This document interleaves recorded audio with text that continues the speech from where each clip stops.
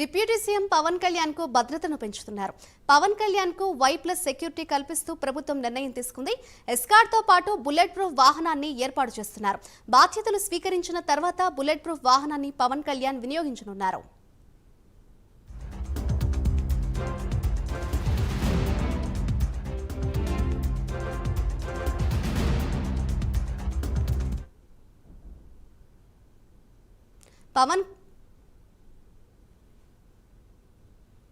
పవన్ కళ్యాణ్ నేడు సచివాలయానికి రానున్నారు. మంత్రిగా ప్రమాణ స్వీకారం చేశాక పవన్ కళ్యాణ్ సచివాలయానికి రావడం ఇదే తొలిసారి.